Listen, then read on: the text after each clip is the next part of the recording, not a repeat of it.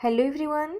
ताले आज गोटे इम्पोर्टाट डिस्कसन आम करवा जोटा कि ओटीटी 2025 को नहीं। ताले जो माने भी 2025 रे ओटीटी दबा को जाउछंती से माने निश्चित भाव में वीडियोटी को देखंतु। आम आज गोटे स्मार्ट स्ट्रैटेजी शेयर करने को जाउची, तो जो थिरे कि जानी परिबे केमती प्रिपेयर कले ओटीटी एग्जाम फास्ट अटेम्प्ट रे भी माने क्लियर करि परिबे।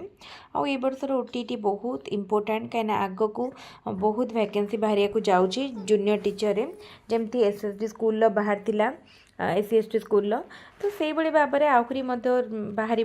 तेणु जो मैंने भी चाहूँगी एबेठार ओटीटी को टार्गेट रखिक प्रिपेरेशन करंतु। ताले देखंतु प्रथमे कौन करेंगे आम जो प्लान करुचु आम प्रथमे 3टा सब्जेक्ट को प्रायोरिटाइज करुच्ची। गोटे हूँ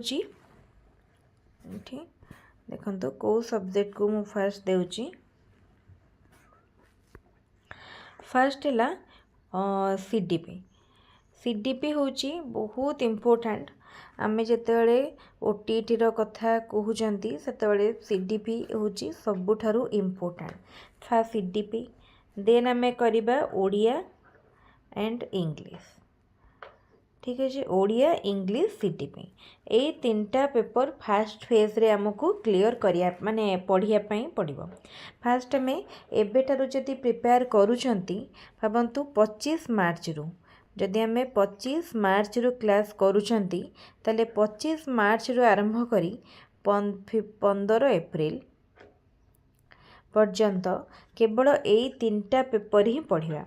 15 एप्रिल परे आर्ट्स पिला मानकर साइंस पिला मानकर क्लास अलग हो कंटेंट रो बा ऑप्शनल पेपर क्लास जो थे कि आर्ट्स पिला माने तांकर सोशल साइंस पेपर देखिए एवं साइंस पिला मानकर मैथमेटिक्स एंड साइंस पेपर रहबो।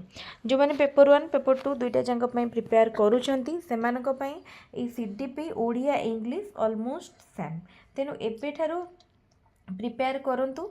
आउ जो मैंने एट ए टाइम 2टा जांक पेपर पकेया चाहूँगी से मैंने कौन करेंगे ये 3टा पेपर सहित फास्ट फेज रे ईवीएस को मध्य देखिए। ईवीएस मध्य जेहेतु पेपर 1 रे रही एनवायरमेंटल स्टडीज ताकू मध्य गुरुत्व देवाक पड़ो। ताले देखो आम ए जो माने 20 दिन गोटे स्टार्ट करचंती माने पढ़ा प्लान। तो ये 20 दिन आम प्रथमे कौन करवा आम प्रथमे सीडीपी माने पूरा सिलेबस वाइज कवर करवा। ओडिया इंग्लिश पूरा सिलेबस वाइज कवर करवा। एतिकी सरीबा हमर फर्स्ट फेज रे। सेकेंड फेज रे आम कौन करवा math science and social science रो कंटेंट को जीवा। सेटा हमर 15 दिन रो टार्गेट रहिबो। देखंतु नेक्स्ट 15 दिन रो प्लान रहिबो 15 डेज रो प्लान।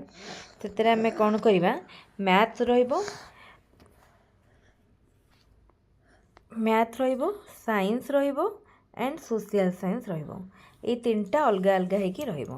तो मैथ रे आम सेमती मैथ रो माने करवा कंटेंट करवा ता सहित ये जो 15 दिन भितर आम केवल सिलेबस को कवर करिया। एतलको हम हमर एप्रिल एंड हो मे 1 आ मे मसटा सारा आम कौन पढ़िया पूरा previous year question and mock test करवा। Mock test previous year question syllabus cover हो जाइथिबो। Mock test and previous year question आम पूरा मे मसटा करवा। देन जून बेलू कि मे लास्ट जो यदि एग्जाम है आम से फुली प्रिपेयर्ड थिबा। आउ किछि भी आमर माने कन्फ्यूज नथि माने कन्फ्यूजन नथिबो कौन सी जगह आमर डाउट नथिबो।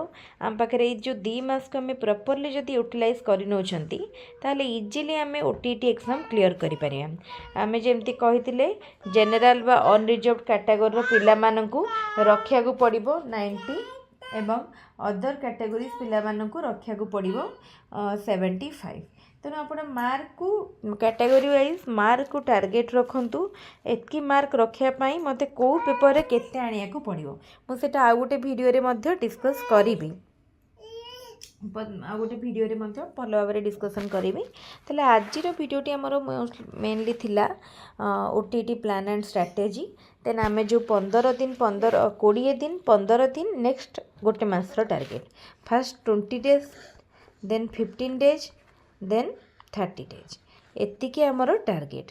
फास्ट 20 डेज रे कौन कवर हम CDP Odia English according to syllabus.